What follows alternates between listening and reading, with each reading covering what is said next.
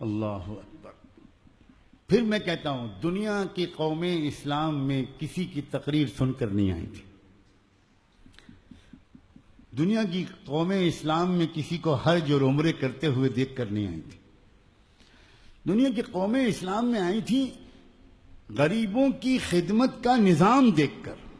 حیرت میں رہ گئے تھے لوگ. مدینے کے باہر کے علاقے میں رات کے اندھیرے میں امیر المومنین حضرت عمر رضی اللہ تعالیٰ عنہ جائزہ لینے کے لیے نکلے ہوئے. پوری دنیا کا سب سے طاقتور حکمراں، دونوں سپر پاورز جس کے قبضے میں آ گئیں، وہ خود ڈھونڈ رہا ہے، خود گھوم رہا ہے. وہ کسی اور کو نہیں بھیج رہا کہ کوئی پریشان حال، کوئی مسافر، کوئی ایسا نہ ہو جو پریشان ہو میں اپنے گھر پہ بستر پہ سوتا رہوں، اللہ کے یہاں جواب نہیں دے پاؤں. اپنے ایک خاص سرونٹ کو لیے ہوئے، اپنے خادم کو لیے ہوئے وہ گھوم رہے ہیں. اندر سے بچوں کے رونے کی آواز آتی ہے. خیمے کے اندر سے آواز دیتے ہیں کہ کوئی ہے بچوں کے پاس. اندر ایک عورت کی آواز آتی ہے، ہاں میں بچوں کی ماں موجود ہوں. بولو کیا بات، کون ہو تم؟ کوئی بچے کیوں رو رہے ہیں؟ تو عورت اندر سے کہتی ہے تم جاؤ جاؤ، تم جاؤ، تم سے کیا مطلب. وہ سمجھتی بیچاری کوئی عام آدمی. وہ کہتے نہیں بہن ذرا آپ بتا دو کیا بات ہے، شاید میں کچھ خدمت کر سکوں. ارے میں کیا بتاؤں، کیا کہوں. جب تک بچے دودھ نہیں چھوڑتے ماں کا تب تک جو امیر ہیں امیر المومنین عمر، تو بچہ جب دودھ چھوڑ دیتا ہے ماں کا، دودھ پینے کی مدت پوری ہو جاتی ہے، تب اس بچے کا وظیفہ سرکاری بیت المال سے ایشو ہوتا ہے، منظور ہوتا ہے. میرے بچے ابھی 1 سال کا ہے، یہ بچہ ابھی اس کے دودھ چھوٹنے کی مدت نہیں ہوئی. اب یہ ماں کا دودھ پینے کے لیے تڑپ رہا ہے. میں اس کو دودھ چھڑا رہی ہوں، زبردستی دودھ نہیں دے رہی پچھلے 1-2 دن سے، تاکہ میں کسی طرح یہ دکھا سکوں، بتا سکوں کہ بچے کا دودھ چھوٹ گیا ہے، اس لیے اس کا وظیفہ مقرر ہو جائے. میرے گھر میں کوئی کمانے والا نہیں ہے، وظیفہ ہوگا تو میں بچے کا کچھ کھانا پانی ہو پائے گا، مجھے بھی کچھ کھانا پانی مل پائے گا. حضرت عمر چپ چاپ کھڑے ہوئے، آنسو بہاتے. اللہ مجھے صبح تک موت نہ دیجیے گا ورنہ میں قیامت میں پکڑا جاؤں گا. مجھ سے بڑی غلطی ہو گئی، مجھ سے بڑی غلطی ہو گئی، مجھ سے بڑی غلطی ہو گئی. اور صرف یہ کہہ کر وہاں سے چلتے ہیں کہ صبح مسلمانوں کے امیر کی جگہ معلوم کر کے ذرا وہاں پہنچ جانا. اچھا ٹھیک ہے، پہنچ جائیں گے. حضرت عمر گئے، صبح کا انتظار کیا، فجر کی نماز پڑھی، نماز پڑھ کے مسجد نبوی کے ممبر پر کھڑے ہوئے اور کہا کہ تمام اصحاب رسول اللہ اور میرے ساتھیوں، میں ایک غلطی کو آج تسلیم کرتا ہوں. میں نے قانون یہ بنایا تھا کہ بچے کا دودھ جب چھوٹ جائے گا تب اس کا وظیفہ شروع ہوگا. مجھے شرمندگی ہے، اس کی وجہ سے کچھ بچوں کو تکلیف ہوئی. تم سب دعا کرو کہ اللہ مجھے معاف کر دے. میں آج سے قانون بناتا ہوں، اعلان کرتا ہوں کہ بچے کی پیدائش کے دن سے ہر بچے کا وظیفہ سرکاری بیت المال سے جاری ہوگا. لوگوں، اتنی ویلفیئر اسٹیٹ قائم کی گئی تھی، ایسی خدمت خلق ہوا، ایسا نظام تھا. کب تک ہم یہ کہتے رہیں گے کہ تھا. کوئی ایک محلے میں تو کوئی مسلمان عمل کر کے دکھائیں، کوئی جگہ تو عمل ہو. کتابوں ہی میں رہے گا، تقریروں ہی میں رہے گا. لوگ باہر جو آتے تھے دنیا کی قوموں کے لوگ، وہ حیران رہتے تھے کہ یہ کون سا سماج ہے بھائی، یہ کیسے لوگ ہیں، یہ فرشتے ہیں جو آسمان سے اترا. میں کتنے واقعات سناؤں، کیا کیا سبب بنتا تھا. ایک دکان کھولے بیٹھا ہے شام کے شہر حمص میں، ایک مسلمان تاجر، عام آدمی ہے، دکان کھولے بیٹھا. ایک کرسچن کسٹمر اس کی دکان پر آتا ہے اور اس سے پوچھتا ہے کہ آپ کے ہاں فلاں چیز ہے، جو ہے آپ کے ہاں؟ وہ بیچارہ مسلمان دکاندار کہتا ہے جی بھائی صاحب جو تو ہے میرے ہاں، دکان پہ ہے۔ تو وہ کہتا ہے مجھے آپ اتنی جو دے دیجئے۔ لیکن مسلمان دکاندار اس کو جو دینے کے بجائے اس سے ایک ریکویسٹ کرتا ہے کہ بھائی صاحب وہ جو سامنے دکان کھلی ہوئی ہے آپ وہ جو وہاں سے لے لیجیے۔ جس دکان کا یہ پتہ بتا رہا ہے وہ دکان کسی مسلمان کی نہیں تھی، کرسچن کی تھی۔ یہ کسٹمر بھی کرسچن تھا۔ اب یہ کرسچن کسٹمر اس مسلمان دکاندار سے پوچھتا ہے کہ میں آپ کی دکان پر آیا ہوں، مجھے بھی پتا ہے وہ دکان ہے، تو آپ مجھے کیوں نہیں دیتے جب آپ کی دکان پر وہ مال موجود ہے؟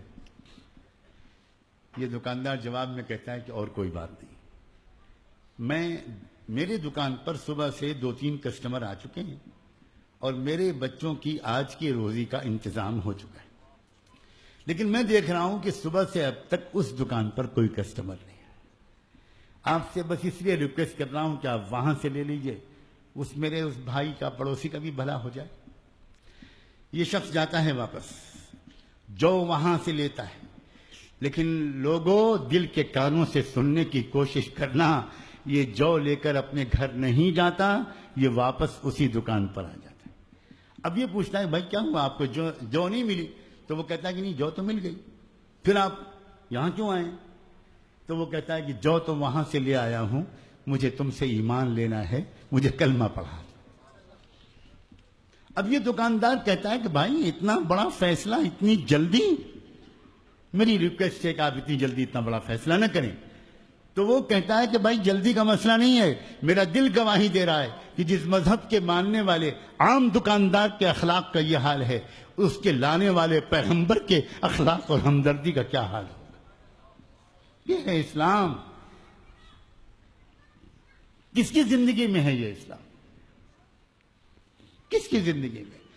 آج تو محمد مصطفیٰ کی روح تڑپ رہی ہوگی کہ دنیا میں غریبوں کی خدمت سب سے کم کرنے والی قوم اگر کوئی ہے تو وہ مسلمان ہے۔ شادیوں میں بہت خرچ کرتے ہو تم، ایک ایک کارڈ اتنا مہنگا چھپواتے ہو کہ اگر کارڈ کے پیسے کسی کو دے دیے جائیں تو کسی غریب یتیم بچے کی اسکول کی فیس کے لیے کافی ہو جائے۔ کیا ہو رہا ہے؟ یہ اسلام ہے؟ اسلام کو بدنام دنیا کے اسلام کے دشمن بہت کم کر پا رہے ہیں۔ برا نہ ماننا، اسلام کو بدنام ہم اور تم کر رہے ہیں۔ ورنہ میں خاص طور پر اس ملک میں بسنے والی قوموں کے بارے میں کہتا ہوں، میری قسمت ہے، میرا کوئی کمال نہیں، میرے اللہ کا کمال ہے کہ میں مختلف ملکوں میں گیا ہوں، لیکن مجھے روحانیت کی جو قدر اور اچھے اخلاق کی جو قدر اس ملک میں نظر آتی ہے شاید اتنی کہیں نظر نہیں آتی۔ ہم نے کھویا ہے یہ ملک، اور جب ہم بگڑے ہیں تب اللہ نے ہم سے یہ ملک چھینا ہے۔ اللہ نے ہم کو تاج محل بنانے کے لیے نہیں پیدا کیا تھا، اللہ نے ہم کو قطب مینار بنانے کے لیے نہیں پیدا کیا تھا، اللہ نے ہم کو طرح طرح کے ناچ گانے اور مجرے اور قوالیوں کے لیے نہیں پیدا کیا تھا۔ جب ہم یہ کرنے لگے تو اللہ نے کہا کہ اس ملک میں کروڑوں غریب ہیں، جب تک تم ان کی خدمت کرتے تھے تم اس لائق تھے، لیکن جب تم عیاشیاں کرنے لگے تو تم کو اسٹیج سے نیچے اتارنا اب میری ربوبیت کا تقاضا ہے۔ مجھے پتا ہے کہ تم اسٹیج سے اتارے جانے کے بعد مارو جاؤ گے، پیٹے جاؤ گے، جلائے جاؤ گے، جیل بھر دیے جائیں گے، فسادات میں تمہاری لاشیں تڑپیں گی۔ مجھے پتا ہے کہ تمہارے گھر کی عورتوں کے پیٹ چاک کیے جائیں گے اور ان حاملہ عورتوں کے پیٹ سے بچے نکالے جائیں گے۔ میں تمہارا رونا، چینا، چلانا سب گوارا کر لوں گا، مگر اپنے محبوب کے ذریعے بھیجا گیا دین رحمت کو بدنام ہوتا ہوا نہیں دیکھ سکتا۔ تم اس لائق تم پھر واپس بنو گے کہ تم ملک کی خدمت کر سکو، تم غریبوں کی خدمت کر سکو، بلا کسی بھید بھاؤ کے، بلا کسی تفریق کے۔ تم محمد مصطفیٰ کی اسپرٹ کے مطابق، تم نبیوں کے مزاج کے مطابق، تم ایک ایک کا دکھ درد جب بانٹنے والے پھر سے بنو گے، پھر میں تم کو ایسے حالات بنا دوں گا کہ پھر تم کو دنیا کی خدمت کا موقع ملے گا. میں حکومت عیاشیاں کرنے کے لیے نہیں دیا کرتا, میں حکومت سیوا اور خدمت کرنے کے لیے دیا کرتا. میں نے حکومت دی تھی محمد کو. محمد نے حکومت کس طرح کی؟ اس طرح کہ ان کے ساتھیوں کے پیٹ پر ایک پتھر بندھے تھے تو محمد کے پیٹ پر 2 پتھر بندھے تھے. یہ جو واقعہ تم مسجد نبوی کا سنتے اور سناتے ہو کہ مسجد نبوی میں دوپہر کا وقت تھا اور حضرت عمر آ کر بیٹھ گئے اکیلے, مسجد میں کوئی نہیں, اور بیٹھے ہوئے رو رہے ہیں, دعائیں کر رہے ہیں. تھوڑی دیر کے بعد حضرت صدیق اکبر آتے ہیں اور آ کر کہتے ہیں کہ عمر اس وقت تم کیسے آئے؟ یہ مسجد میں ہم لوگوں کے آنے کا تو وقت ہے نہیں. حضرت عمر حضرت ابوبکر کے سامنے سر جھکائے ہوئے کہتے ہیں ابوبکر آپ سے کچھ چھپا نہیں سکتا میں, کوئی اور ہوتا تو میں نہ کہتا, لیکن آپ سے نہیں چھپا سکتا. 3-4 دن ہو گئے میرے پیٹ میں ایک لقمہ بھی نہیں گیا, بھوک سے بے قرار ہو کر آیا. اللہ اکبر.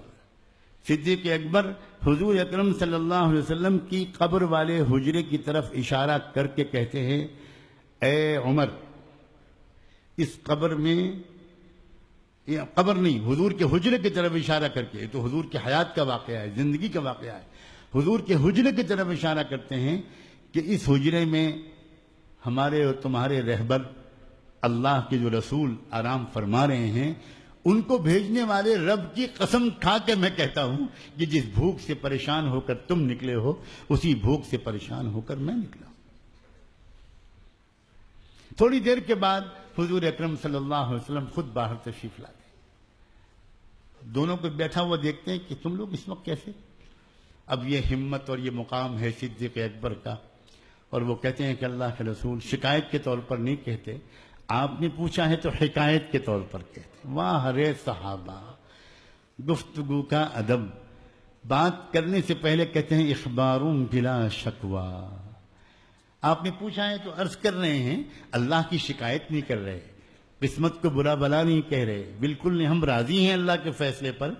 بات یہ ہے کہ ہم دونوں کئی دن سے بھوکے ہیں, ایک لقمہ بھی ہمارے گھر میں نہیں. تو یہیں نکلے بیٹھ گئے, اللہ سے دعا مانگ رہے ہیں.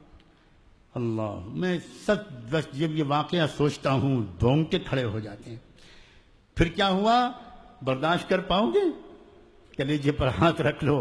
حضور اکرم صلی اللہ علیہ وسلم نے ایک ہاتھ ابوبکر کے کندھے پر رکھا, دوسرا ہاتھ حضرت عمر کے کندھے پر رکھا اور کہا کہ جس رب نے مجھے حق کے ساتھ بھیجا ہے اس کی قسم کھا کے کہتا ہوں کہ جس بھوک سے بے چین ہو کر تم دونوں نکلے ہو اسی بھوک سے پریشان ہو کر میں نکلا ہوں. یہ حکومت کرنے والے لوگ ہیں, یہ حکمرانی کا زمانہ ہے. کیسے حکمراں ہیں؟ ان کو حکومت کرنے کا حق تھا. زمانہ ہو گیا دنیا کی کسی قوم نے ایسی حکومت دیکھی نہیں. سب دنیا پریشان ہے. یہ پوری دنیا ہماری ہے, ہم سب کے ہیں. یہ پورا ملک ہمارا ہے, ہم سب کے ہیں. ملک کا ہر باشندہ ہمارا ہے, ہر بھائی ہر بہن, کسی دھرم میں پیدا ہوا ہو, کسی سماج میں پیدا ہوا ہو, جس اللہ نے مجھے اور آپ کو بنایا اتنی ہی محبت سے اللہ نے اس کو بھی بنایا. میرا فرض ہے محمد کے غلام کی حیثیت سے, میرا فرض ہے, اولین فرض ہے کہ میں اس بات کی تمنا رکھوں اور انتھک کوشش کروں کہ میرے ملک میں کوئی بھوکا نہ رہے, اللہ کی زمین پر کوئی پریشان حال نہ رہے. یہ ہوا کرتے تھے مسلمان. میں فتویٰ نہیں دے سکتا, میں نہیں کہتا کہ سب مسلمان کافر ہیں, میں نہیں کہہ سکتا, لیکن میں ڈرتا ہوں اس بات سے کہ قیامت کے دن آج جو مسلمانوں کی آبادی نظر آ رہی ہے اس کے مقابلے میں شاید 5% بھی آبادی خدا کے نزدیک مسلمان نہ ہو. پورے صوبے میں اصلی مسلمان اللہ جانے ایک بھی موجود ہے کہ نہیں. اور میں کیسے کہوں, آپ کا یہاں آنا دور دراز کے دیہات میں مبارک ہو, مجھے آپ کے قدموں پر رشک آتا ہے. آپ جب گھر سے چلے ہوں گے اسی وقت اللہ نے رحمت کی نظر سے آپ کو دیکھنا شروع کیا ہوگا. آپ کس لیے آئے ہیں یہاں؟ بس ایک ہی چیز آپ کو کھینچ کر لائی ہے, پورا مسلمان بننا. بس پورا مسلمان. اپنے علاقے کے غریبوں سے جا کر معافی مانگو, اپنے علاقے کی بیواؤں سے معافی مانگو, یتیموں سے معافی مانگو. جیل میں جانے کی اجازت لے کر جیل میں جا کر قیدیوں سے معافی مانگو. ہمیں چاہیے تھا کہ ہم تمہارے بھوجن کی فکر کرتے, تمہاری سیوا کرتے. کوئی حکومت منع نہیں کرتی, ہمارے ملک کی کسی صوبے کی کوئی حکومت کبھی منع نہیں کرتی. نیت صاف ہونی چاہیے, نیت صاف ہونی چاہیے. سارا تماشا سیاست کا ہے, لیکن جہاں تک معاملہ ہے دین کا, روحانیت کا, اللہ اکبر.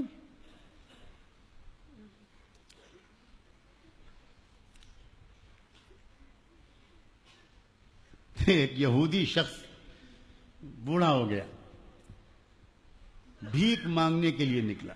مدینے میں کوئی بھیک مانگنے کا تصور ہی نہیں تھا, سوال ہی نہیں پیدا تو کوئی بھیک مانگ. اچانک حضرت عمر رضی اللہ تعالیٰ عنہ کے علم میں آیا یا نظر پڑی کہ یہودی بوڑھا شخص بھیک مانگ رہا ہے. حضور حضرت عمر نے بلوایا کہ کیا بات ہے, آپ کچھ پریشان ہیں, کچھ ضرورت؟ ہاں, اصل میں ٹیکس دینا پڑتا ہے نا, جزیہ دینا پڑتا ہے. ہم یہودی ہیں, معاہدے کے تحت مدینے میں رہتے, تو مسلمانوں پر تو جو ڈیفنس سروس ہے وہ لازم ہے, مسلمانوں پر زکوٰۃ بھی فرض ہے, ہر مسلمان کا جہاد میں جانا فرض ہے.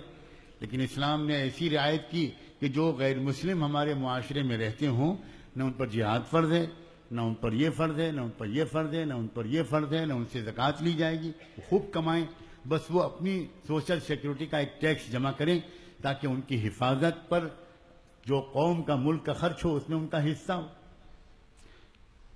تو جزیہ دینا پڑتا ہے. اب کمانے کے لائق میں رہا نہیں, بوڑھا ہو گیا, اس لیے مجھے بھیک مانگنے کے سوا کوئی شکل نظر نہیں آئی. اللہ, حضرت عمر نے فوراً اس شخص کو کہا کہ آپ ذرا میرے گھر پہ پہنچیں, میں ابھی آتا ہوں. گھر پہ پہنچے, گھر سے اپنا ذاتی تحفے تحائف کا سامان ان کو دیا.